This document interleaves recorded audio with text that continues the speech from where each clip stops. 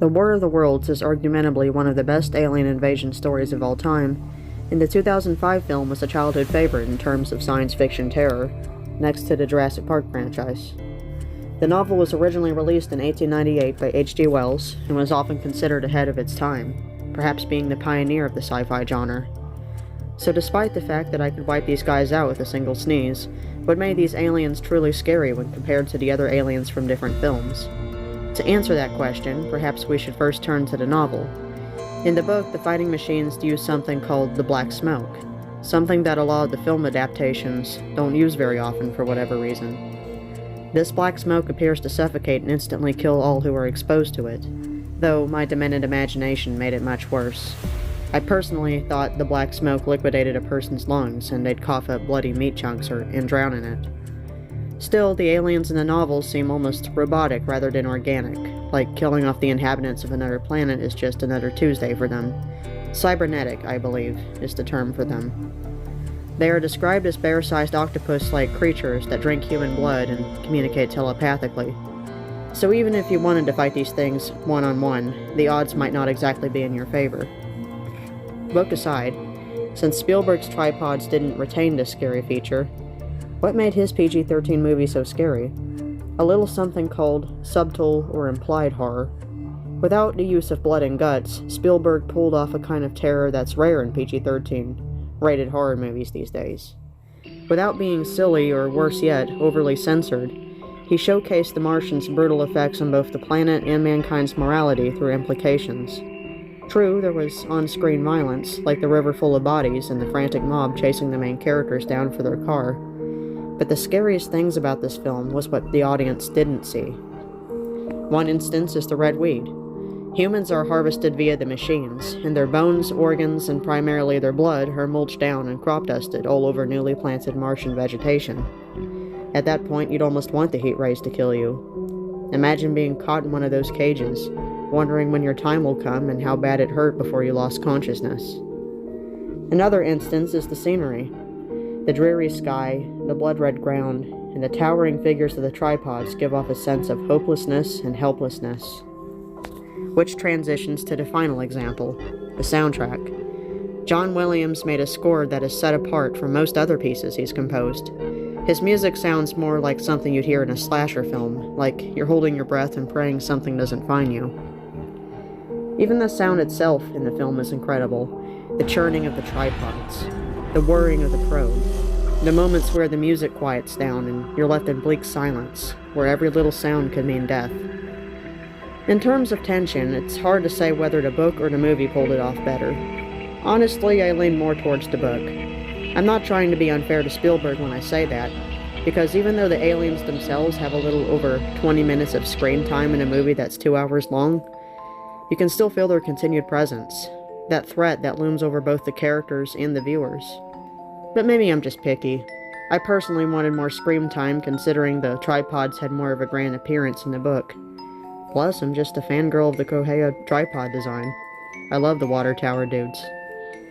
But what makes the Martians scary? Short answer, their technological superiority, as well as their cold, emotional detachment. Let me explain. If we're going off of both the book and the Jeff Wayne musical video game adaptation, the Martians have been doing this whole invasion thing for thousands of years, apparently.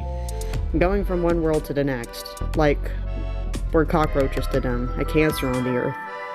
Humans are just essentially in their way.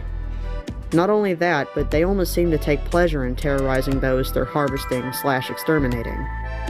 Some say that during the course of their evolution, which is not something I personally believe in, they gradually turn into brains with tentacles, because as time went on, they deemed the other parts of their bodies useless. How you can will yourself to look differently without surgery, I don't know. I also wonder if such evolution is what made them susceptible to germs in the first place. And it's about here that I really start to question the Martians' intelligence. They're a war-oriented species, and their tactical and architectural knowledge is unmatched. They've built these amazing yet horrifying machines that rival anything our current military has. But even after conquering a planet, they don't stop to think about small details, because in their minds it's unnecessary. It's a waste of time. but due to this inability to pay attention, they effectively destroyed their own invasion force. Supposedly, the Martians were extremely germophobic, and Mars was purged of any and all germs, good and bad alike. They thought they were doing their race a favor by ridding themselves of disease. If anything, this may have further elevated whatever god complex they already possessed. But what absolutely confounds me is the fact that they didn't think of other planets harboring germs. Did they just forget what germs were after a while? Did they truly believe themselves untouchable, unkillable? I mean, clearly they must think of their own mortality if they have to use giant machines to fight us instead of resorting on hand-to-hand combat. Because at the end of the day, they are mortal. They can easily be impaled or crushed or sliced. As tall and imposing as they are, Martians are basically just highly intelligent meat sacks. In the 2005 film, they were less like octopi with bird beaks and more like mutant gorilla cat things. That's the best way I could describe them. While I don't doubt for a second that these things could turn a human into toothpaste, I never really saw brute strength as their dominant attribute. Hell, I'm fairly certain that a shotgun would work on these things, because without their tripods, they're vulnerable. So yeah, they're scary in the sense that when they're in their machines, they'll blast you to dust or capture you for their blood farms. They'll destroy everything in their path, kids or dogs or even cute ladies. They don't care. They've got shields that can't be broken even by the most powerful weapons in our arsenal, even though the Martians themselves admit that they didn't need such destructive weaponry in over 5,000 years, implying that humans, due to their numbers and fierce protectiveness of their planet, still pose a potential threat. And they did, just not in the way the invaders expected. Within a week of the Martians invading Earth, they all got sick and ultimately died. While this was a humbling experience for the human race, it didn't exclude the fact that the Martians left alive had probably already figured out what went wrong and were concocting a new plan. At the end of the book, it was explained a little better. Supposedly, the remaining Martians had already set up a new base camp on Venus and were waiting for another chance to strike.